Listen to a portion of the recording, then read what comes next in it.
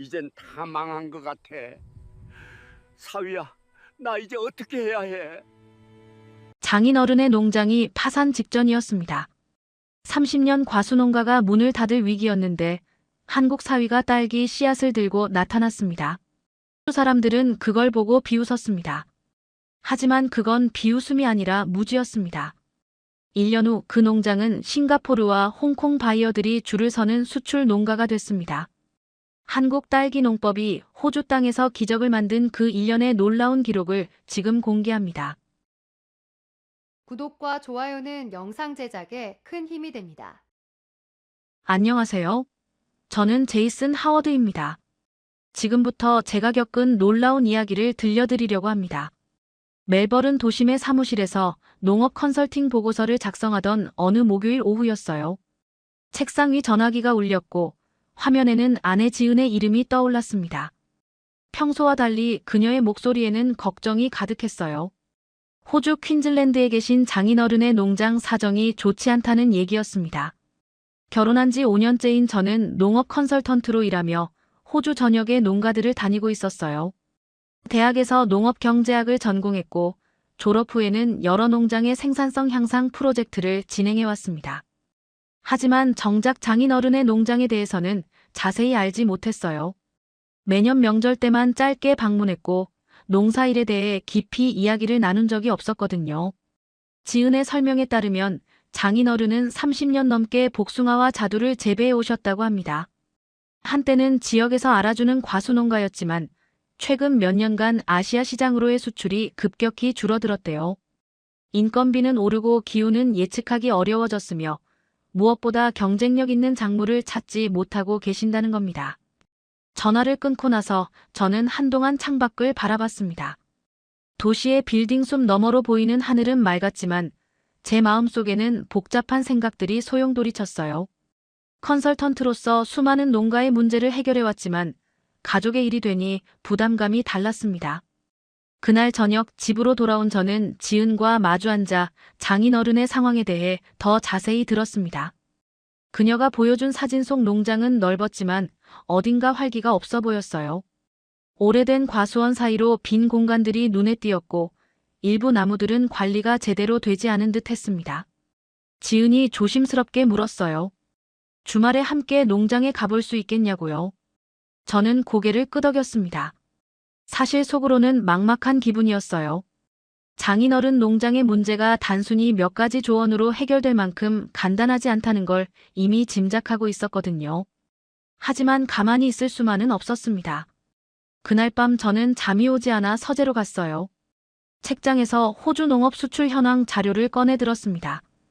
데이터를 살펴보니 전통적인 과일 수출은 정체 상태였고 새로운 틈새 시장을 찾는 것이 관건이었어요. 문득 지은이 명절 때마다 한국에서 가져오는 딸기가 떠올랐습니다. 크고 달콤한 그 딸기를 먹을 때마다 저는 감탄했었거든요. 책상 앞에 앉아 노트북을 켰어요. 한국 딸기에 대해 검색하기 시작했습니다. 화면에 나타난 정보들은 놀라웠어요. 한국은 좁은 국토에도 불구하고 세계적 수준의 딸기를 생산하고 있었고 그 비결은 독특한 재배 기술에 있다는 겁니다. 고설 재배라는 방식과 정밀한 환경 관리, 그리고 품종 개량 기술이 핵심이었어요. 새벽 2시가 넘어서야 저는 컴퓨터를 끄고 침대로 돌아왔습니다. 머릿속에는 어렴풋한 계획이 그려지기 시작했어요. 만약 한국의 딸기 재배 기술을 호주 환경에 맞게 적용할 수 있다면 어떨까? 하지만 동시에 의구심도 들었습니다. 과연 제가 그런 일을 해낼 수 있을까요? 다음 날 아침 출근 준비를 하면서 거울 속 제 모습을 봤어요.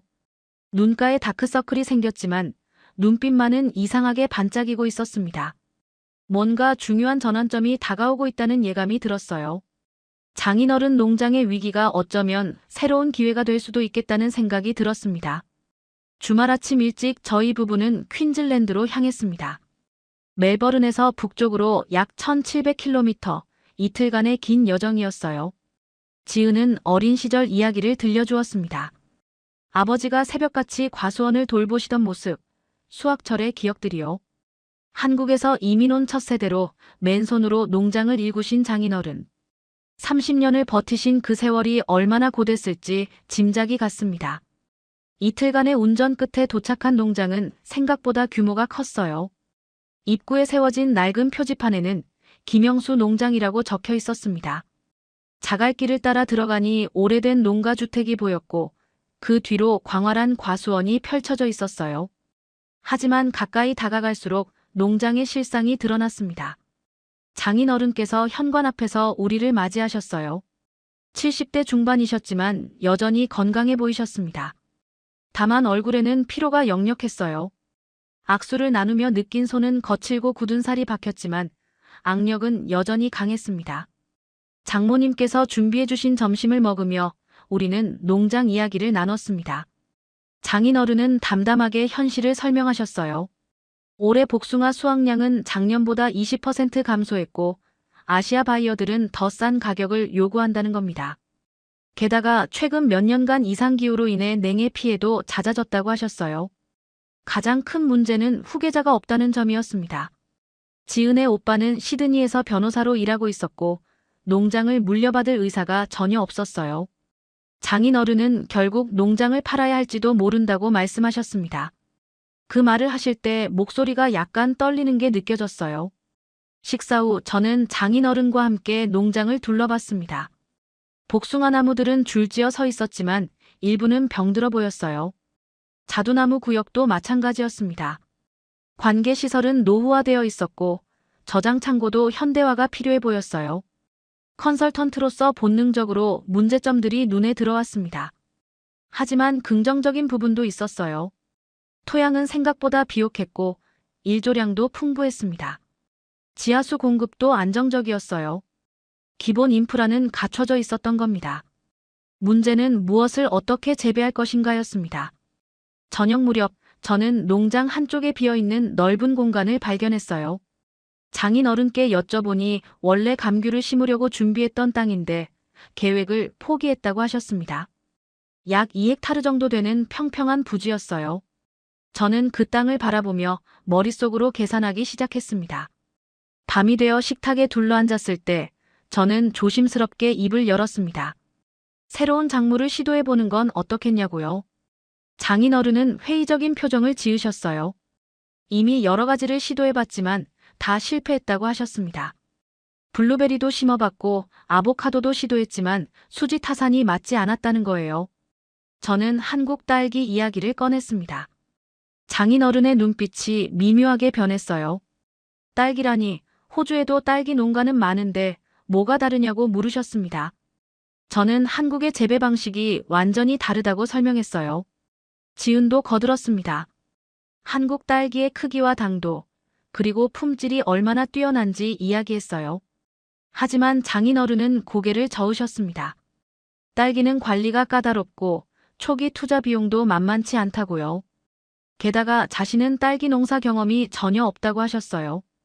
일리 있는 말씀이었습니다. 저 역시 확신이 서지 않았어요. 그날 밤 객실에 누워 천장을 바라봤습니다. 지은은 이미 잠들어 있었어요.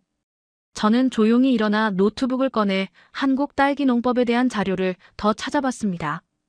고설 재배 시스템, 양액 재배 기술, 온도와 습도, 관리 방법들이 화면에 나타났어요. 복잡해 보였지만 논리적이었습니다.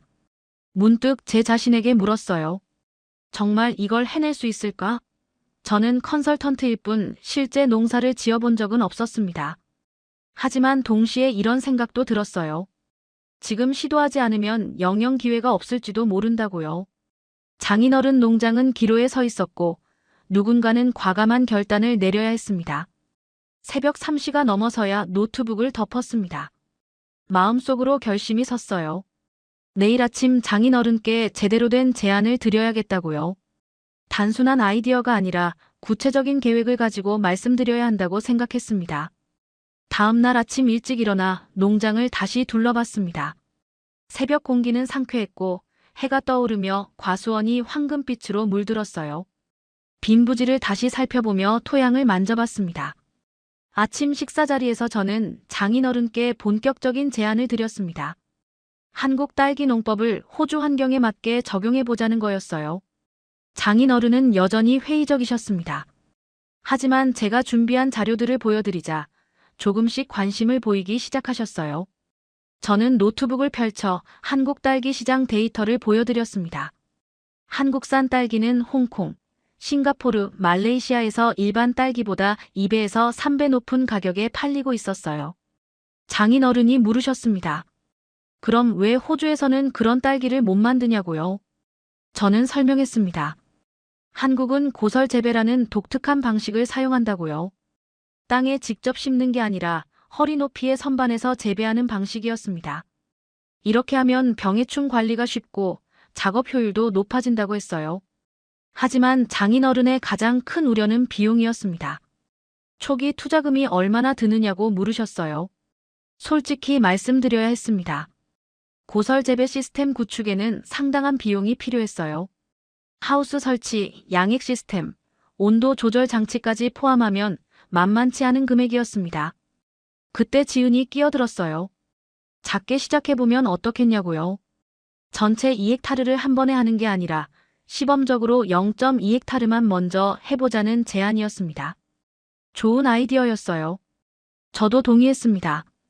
테스트를 거쳐 성공 가능성을 확인한 후 확장하는 게 현명했어요. 장인어른은 한참을 고민하시더니 한 가지 조건을 다셨습니다. 제이슨 내가 직접 책임지고 해야 한다는 거였어요. 저는 잠시 멈칫했습니다. 멜버른에서 일하면서 퀸즐랜드까지 오가며 농사를 짓는다는 건 쉬운 일이 아니었거든요. 그날 저녁 지은과 진지하게 대화를 나눴습니다. 이 프로젝트를 제대로 하려면 회사를 그만두고 최소 1년은 이곳에 머물러야 했어요. 지은은 조용히 제 손을 잡았습니다. 자신도 함께하겠다고 했어요. 다음 주에 멜버른으로 돌아간 저는 회사에 장기 휴직을 신청했습니다. 상사는 놀랐지만 이해해 주었어요. 대신 성공하면 사례 연구로 만들어 회사에 공유해달라고 했습니다. 저는 흔쾌히 약속했어요. 본격적인 준비가 시작됐습니다. 우선 한국의 딸기 재배 전문가들과 연락을 취했어요. 지은의 도움으로 한국어로 된 농업 자료들을 번역하며 공부했습니다. 밤마다 온라인 강의를 들었고 한국농업기술원의 논문들을 읽어나갔어요. 가장 중요한 건 품종 선택이었습니다. 한국에서 인기 있는 서량이나 육보 품종이 호주 기후에 맞을지 확신할 수 없었어요. 저는 한국의 종묘회사 여러 곳에 이메일을 보냈습니다. 퀸즐랜드의 기후 데이터를 첨부하며 조언을 구했어요. 2주 후, 한 종묘 전문가로부터 답장이 왔습니다. 흥미롭게도 그분은 호주에도 수출 경험이 있다고 했어요. 퀸즐랜드 남부 지역이라면 서량 품종이 적합할 수 있다는 의견이었습니다. 다만 온도 관리가 핵심이라고 강조하셨어요. 저는 구체적인 계획을 세우기 시작했습니다. 먼저 간이 비닐하우스를 설치하고 고설 재배 선반을 만들 거예요. 양액 재배를 위한 시스템도 필요했습니다. 다행히 호주에도 이런 장비를 공급하는 업체들이 있었어요. 한 달간의 준비 끝에 저는 다시 퀸즐랜드로 향했습니다. 이번에는 짐이 많았어요. 농업 관련 책들과 장비 카탈로그, 설계 도면들이 차 트렁크를 가득 채웠습니다. 장인어른 농장에 도착하니 장인어른께서 이미 빈 부지를 정리해 두셨더라고요. 자풀을 제거하고 땅을 고르게 다져 놓으셨어요. 말씀은 안 하셨지만 마음을 정하신 게 느껴졌습니다. 그날 밤 저는 부지를 바라보며 설렜습니다. 드디어 시작이구나 싶었어요. 동시에 두려움도 있었습니다. 만약 실패한다면 장인어른께 큰 실망을 드리는 거잖아요. 하지만 되돌릴 수는 없었습니다. 이미 달리기 시작한 기차처럼 앞으로 나아갈 뿐이었어요. 3월 초 본격적인 공사가 시작됐습니다. 호주는 이제 막 가을로 접어들고 있었어요. 저는 장인어른과 함께 새벽부터 움직였습니다. 먼저 비닐하우스 골조를 세워야 했습니다. 브리즈번의 농자재 업체에서 자재를 주문했고 일주일 만에 배송됐어요. 강철 파이프와 비닐, 각종 연결 부품들이 쌓였습니다. 장인어른은 숙련된 손놀림으로 골조 작업을 도와주셨습니다. 30년 농사 경력이 헛되지 않았어요. 저는 설계도를 보며 지시했고 장인어른은 정확하게 작업하셨습니다. 첫날은 기초 작업만으로 해가 저물었어요. 이틀째 되는 날 지은이 도착했습니다.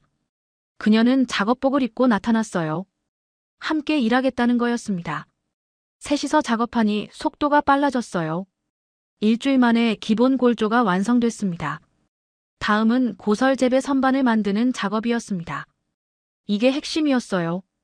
땅에서 1m 높이의 재배 베드를 설치하는 건데 정밀한 작업이 필요했습니다. 저는 한국농업기술원의 매뉴얼을 참고하며 치수를 재고 또 재었어요. 선반은 스테인리스 파이프로 프레임을 만들고 그 위에 플라스틱 재배판을 올리는 방식이었습니다. 재배판에는 일정한 간격으로 구멍을 뚫었어요. 작업하면서 첫 번째 문제에 부딪혔습니다. 한국 매뉴얼대로 하면 재배판 간격이 너무 좁았어요. 호주의 강한 햇빛을 고려하면 통풍이 더 필요했습니다. 저는 설계를 수정했어요. 간격을 20cm 더 벌렸습니다. 양액 시스템 설치도 만만치 않았습니다. 물탱크에서 양액을 파이프로 각 재배판에 보내는 구조였어요. 정확한 농도와 유량 조절이 생명이었습니다. 밤마다 한국 전문가들과 화상 통화를 했습니다. 시차 때문에 새벽 1시에 통화하는 경우가 많았어요. 특히 양액 농도에 대해 구체적인 수치를 알려주셨습니다. 4월 중순, 드디어 시스템이 완성됐습니다. 총 200제곱미터 규모의 고설 재배 하우스가 섰어요. 저는 양액을 흘려보내는 테스트를 했습니다. 첫 테스트에서 문제가 발견됐어요. 한쪽 라인의 유량이 약했습니다. 파이프 연결 부위를 점검해보니 미세한 틈이 있었어요. 실리콘으로 보강하고 다시 테스트했습니다. 이번엔 완벽했어요. 이제 가장 중요한 단계가 남았습니다. 한국에서 주문한 서량품종 모종 500주가 항공편으로 도착했어요. 검역을 통과하는 데 일주일이 걸렸습니다. 다행히 모종들은 건강했습니다. 작지만 생명력이 느껴졌어요. 저는 조심스럽게 하나씩 재배판에 심기 시작했습니다. 지은과 장인어른도 함께했어요. 뿌리가 다치지 않도록 세심하게 다뤘습니다. 심는 작업은 이틀이 걸렸습니다. 500주를 모두 심고 나니 허리가 끊어질 것 같았어요. 하지만 뿌듯했습니다. 재배판 위에 일렬로 늘어선 어린 딸기 모종들을 보니 감회가 새로웠어요. 그날 밤 셋이서 맥주를 마셨습니다. 장인어른이 처음으로 웃으시며 말씀하셨어요. 이제 시작이라고, 앞으로가 진짜 싸움이라고요. 맞는 말씀이었습니다. 심는 건 시작에 불과했어요. 다음 날부터 본격적인 관리가 시작됐습니다. 매일 아침 온도와 습도를 체크했어요. 양액 농도도 확인했습니다. 한국 매뉴얼에는 주간 온도 23도에서 25도, 야간 온도 8도에서 10도를 유지하라고 나와 있었어요. 문제는 호주의 기후가 한국과 달랐다는 점입니다. 낮 기온이 30도까지 올라가는 날이 있었어요. 저는 환풍기를 추가로 설치하고 차광막을 쳤습니다. 밤에는 반대로 너무 추워지지 않도록 난방을 가동했어요. 일주일 후 첫 변화가 보였습니다. 모종들이 새 잎을 틀어내기 시작한 거예요. 작지만 선명한 녹색잎이 펼쳐졌습니다. 저는 무릎을 꿇고 자세히 관찰했어요. 뿌리도 잘 내리고 있는 것 같았습니다. 하지만 기쁨도 잠시 새로운 문제가 나타났습니다. 일부 모종의 잎에 갈색 반점이 생긴 거예요. 병의 충일 수도 있었습니다. 저는 즉시 한국 전문가에게 사진을 보냈어요.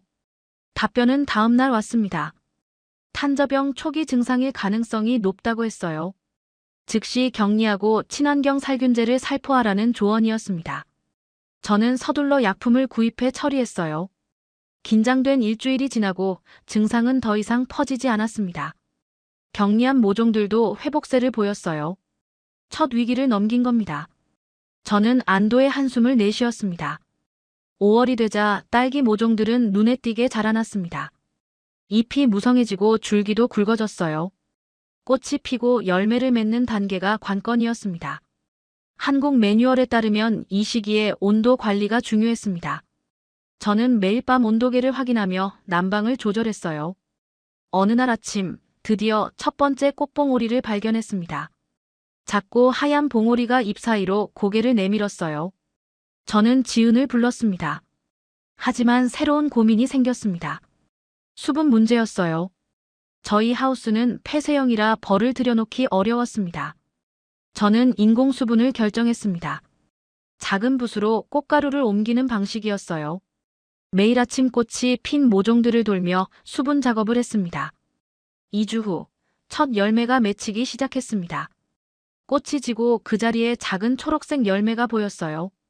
500주 중 약 400주에서 열매가 달렸습니다. 하지만 문제는 계속 발생했습니다. 일부 열매에 기형이 나타났어요.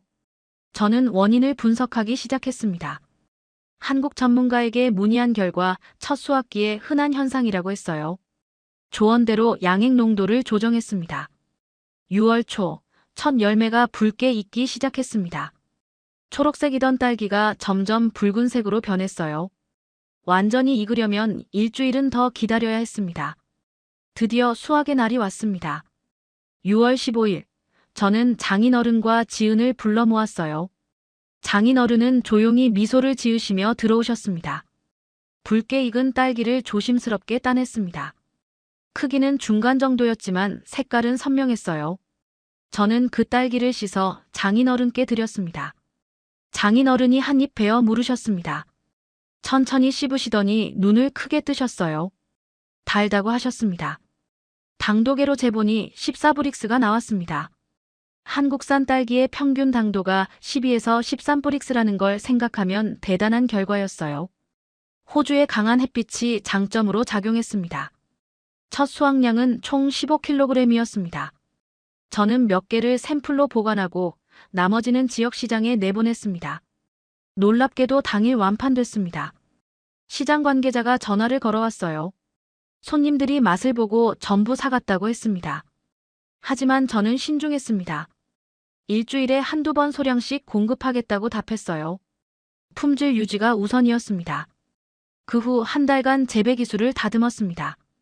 온도와 습도 데이터를 기록하며 최적 조건을 찾아냈어요. 7월 중순, 주간 수확량이 50kg을 넘어섰습니다. 이제 본격적으로 시장을 넓힐 때였어요. 저는 브리즈번의 고급 슈퍼마켓 바이어에게 연락했습니다. 바이어가 농장을 방문했습니다. 과일 유통 경력 20년의 40대 여성이었어요. 그녀는 하우스를 둘러보며 여러 질문을 던졌습니다. 시식 후 그녀의 반응은 긍정적이었습니다. 하지만 공급량이 문제라고 했어요. 현재 규모로는 대형 체인에 납품하기 어렵다는 겁니다. 그녀의 말이 맞았습니다. 저는 장인어른과 상의했습니다. 규모를 확장할 것인가 중요한 기로였습니다. 장인어른과의 회의는 저녁 식탁에서 이루어졌습니다. 장인어른은 한참 침묵하시다가 입을 여셨어요. 확장하려면 최소 1헥타르는 필요했습니다. 현재의 5배 규모였어요. 투자 비용도 만만치 않았습니다. 저는 솔직하게 말했습니다. 제 저축으로는 부족하지만 은행 대출을 받겠다고요. 지난 3개월간의 판매 실적으로 사업성을 증명할 수 있었습니다. 다음 날 브리즈번의 농업금융기관을 찾아갔습니다. 2주간의 심사 끝에 대출이 승인됐어요. 5년 상환 조건이었습니다. 8월 초 확장 공사가 시작됐습니다. 전문 시공팀을 고용했어요. 공사는 한 달이 걸렸습니다. 1헥타르 부지에 현대식 하우스 5동이 들어섰어요. 저는 한국의 스마트팜 기술을 적용했습니다. 센서들이 실시간으로 데이터를 수집했어요. 스마트폰으로 언제든 확인할 수 있었습니다. 9월 중순, 새로운 모종 2,500주를 심었습니다. 이번에는 서량 외에 육보와 매향도 추가했어요. 시장 반응을 테스트하기 위해서였습니다. 문제는 인력이었습니다. 저는 지역신문에 구인 광고를 냈어요. 일주일 만에 2명이 지원했습니다. 베트남 출신 민과 호주인 KT였습니다. 두 사람 모두 고용했어요. 팀이 구성되니 효율이 크게 올라갔습니다. 10월 말 첫 수확이 시작됐습니다. 일주일에 200kg이 넘게 나왔어요. 당도는 평균 13에서 14브릭스였습니다. 브리즈번 슈퍼마켓과 정식 계약을 체결했습니다. 주 3회 납품 일반 딸기보다 40% 높은 가격이었어요. 하지만 새로운 도전이 기다렸습니다. 슈퍼마켓 바이어가 수출 가능성을 물어왔어요. 싱가포르와 홍콩 바이어들이 관심을 보인다는 겁니다. 지은과 상의한 결과 수출을 시도하기로 했습니다. 한국 딸기가 아시아 시장에서 인기 있다는 걸 알고 있었어요. 수출 절차를 알아보기 시작했습니다. 호주 농림부와 물류업체를 찾아다녔어요. 하나씩 해결해 나갔습니다. 11월 초 싱가포르 바이어가 농장을 방문했습니다. 50대 화교 사업가였어요. 시식 후 즉석에서 계약을 제안했습니다. 주당 100kg 공급, 호주 내수보다 30% 높은 가격이었습니다. 저는 계약서에 서명했어요. 포장부터 신경 써야 했습니다. 한국에서 사용하는 고급 포장재를 수입했어요. 투명 플라스틱 용기에 딸기를 담고 완충제로 보호했습니다. 각 용기마다 브랜드 스티커를 붙였어요. 브랜드명은 고민 끝에 코리안 블러썸으로 정했습니다. 한국식 재배법으로 키운 호주산 딸기라는 의미였어요. 로고 디자인도 전문가에게 의뢰했습니다. 딸기꽃과 태극 문양을 결합한 깔끔한 디자인이 나왔어요. 11월 중순, 첫 수출이 이뤄졌습니다.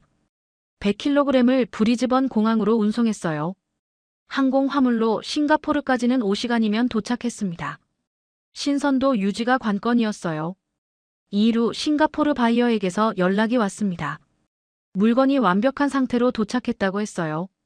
현지 고급 슈퍼마켓에 진열했는데 반응이 폭발적이라고 했습니다. 당일 완판됐다는 거예요. 그는 물량을 늘려달라고 요청했습니다. 주당 200kg으로 2배 증량이었어요. 저는 생산 계획을 재조정했습니다. 내수 물량을 조금 줄이고 수출에 집중하기로 했어요. 12월이 되자 홍콩에서도 주문이 들어왔습니다. 현지 백화점 바이어가 연락해왔어요. 싱가포르에서 소문을 들었다고 했습니다. 주당 150kg을 원했어요.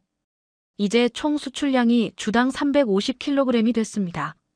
내수 200kg까지 합치면 주당 550kg을 생산해야 했어요. 현재 시설로는 한계였습니다. 또다시 확장을 고민해야 했어요. 장인어른과 회의를 가졌습니다. 이번에는 장인어른께서 먼저 제안하셨어요. 남은 부지 1헥타르를 추가로 개발하자고요. 총 2헥타르 규모가 되는 겁니다. 저는 놀랐습니다. 장인어른은 말씀하셨습니다. 평생 농사 지으며 이런 기회는 처음이라고요. 나이가 많지만 꿈을 포기하고 싶지 않다고 하셨어요. 저는 감동받았습니다. 즉시 동의했어요. 연말까지 추가 시설을 완공하기로 했습니다. 타이트한 일정이었어요. 시공팀을 2배로 늘렸습니다. 인력도 4명을 더 채용했어요. 농장은 매일 공사장처럼 분주했습니다. 12월 말 새로운 하우스 5동이 완공됐습니다.